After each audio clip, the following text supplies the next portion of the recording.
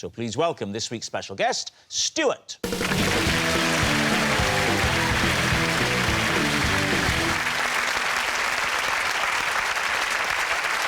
So, Victoria, what is Stewart to you? This is Stewart. He once laughed so much at something I said on Only Connect, he passed out. Right, so Victoria's fainting fan.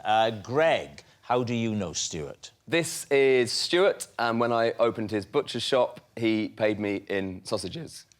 Greg's butcher buddy. And finally, David, what is your relationship with Stewart? This is Stewart. He's the lollipop man. He's the lollipop man whose lollipop I held when he was suddenly called away on non-lollipop-related business. So, there we have it. Lee's team, where do you want to begin? Right. I've seen Only Connect. First question, what was the team called? Oh, no, he wasn't on the show. Oh, he's in the audience. A viewer at home. Oh, he's a viewer at home. Well, you'll know, Lee, because you've seen the show, one of my hilarious jokes.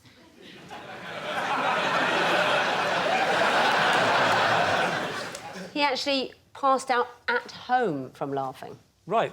Do you want to have a little bit of time, or do you want to tell us that hilarious joke? But before you do, I must warn you, watching at home, you might want to turn the volume down.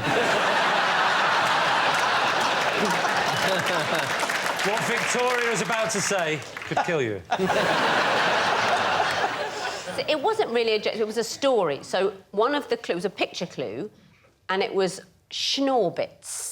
Bernie Winter's dog? Yeah, the dog, exactly. Very well done. Obviously, you'd have to identify all four to get the points, but... And I told a story as background to the question about the time that Schnorbits fell into Terry Scott's swimming pool and had to be rescued by Barbara Windsor. Control yourself, Stewart. That story resulted in somebody laughing so much, well, my God, it's the way you tell them. I think what really got Stewart might have been my subsequent quip. That's a party I'd like to have been at. No, even with that, I'm... Yeah. Yeah, I mean, don't get me wrong, it's a nice, witty comment. I could crack a smile at home. I might even, if I was watching that, I'd go... It's not necessarily a joke. I think it was just... It's a funny story. Is it not true that the average Only Connect audience member may be, you know, a little bit elderly and people are just regularly passing out anyway? It's a practical question. If this happened in his house, how do you know about it? Yeah, that's what I was going to ask. His family wrote to me and said that he was hospitalised laughing at something I'd said. They weren't after money, were they? No, they said, you know, they thought I'd like to know about it because maybe I would send him a get-well-soon card, which I did. All right. Who would you like to quiz next? OK, so, Greg, what's the name of the butchers? Sampson's. Samson's? Sampson's... Yeah. He's risking it a bit, having his hair cut like that, isn't he? It's Stewart Sampson, so it's his butchers. Samson's Butchers. Because I grew up in Bromley. It was our local family butcher. And then... He used to butcher families. But only if they live locally. Yeah. I'm the local family butcher. Do you live local and have you got a family? Yeah, he's the family butcher, and then when I left and then I got onto Radio 1, Mum and Dad still know Stewart, so he said, would Greg want to come down, maybe bring Radio 1 down, bit of press coverage. OK. Do you like sausages? Love sausages. Oh, great. Who So doesn't this love is like the sausages? perfect way of paying you, because you don't have to pay tax on it, you don't have to declare it. Did you declare Don't need it? to get into that. Why are you... But this is We're all getting paid in sausages, so... It's a new thing. How far ahead of this gig did you know that was... Presumably, you were just doing it as a favour to an old family friend. Well, we did it as a wacky bit on the radio. Oh, it was included on the radio show? So we went to his shop and we were broadcasting live from the butcher's. OK. And so we sort of cut the ribbon, but it was a string of sausages. Right. So that was the... And what did you do, a speech? Well, I said, here we go, welcome to... welcome... Did you write that yourself? Yeah. It got better. Oh, right. There's only one way to go, though, to be fair. Now, what about David? David. Lollipop man, standing. You held his lollipop stick so he could go and do non-lollipop duties. Yes.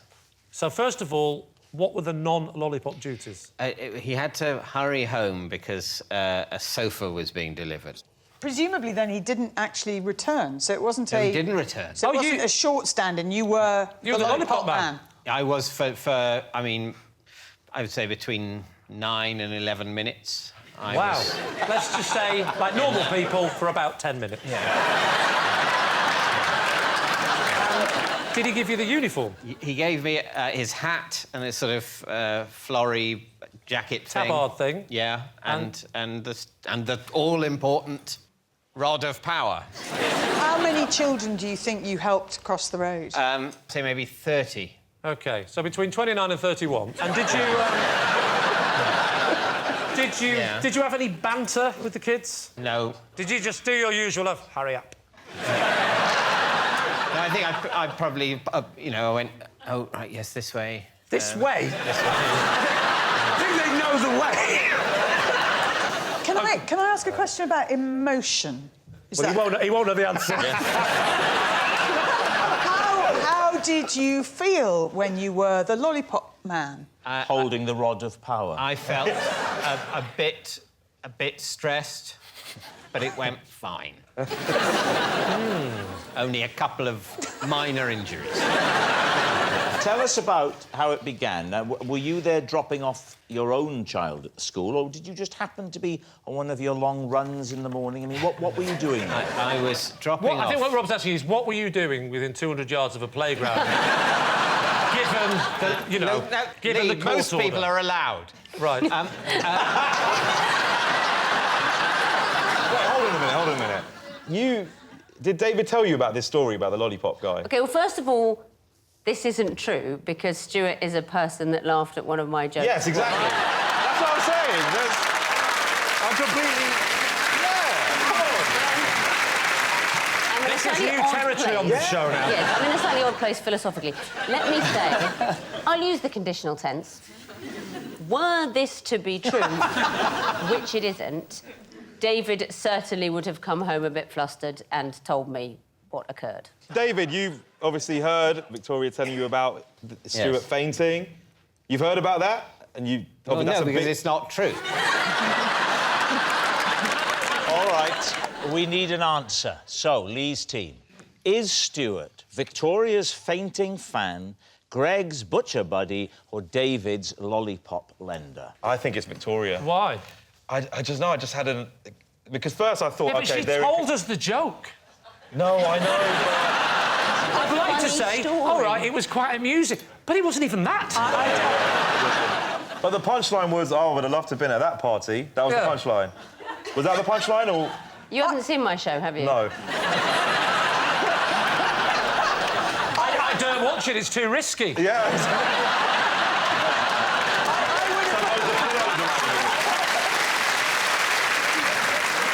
Victoria, how did you feel when you heard the news? About the injury? No, about your husband being a lollipop man. I would say it was a mixture of concerned and delighted.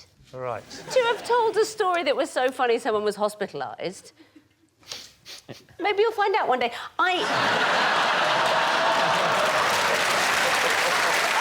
right, who is telling the truth? I think it's Victoria, personally.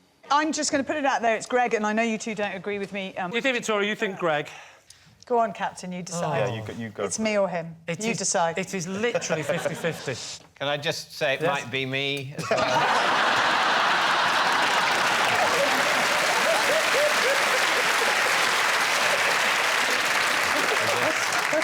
We are going to go with Victoria. Stewart, would you please reveal your true identity? I'm Stewart, and laughed that hard at Victoria's very funny story.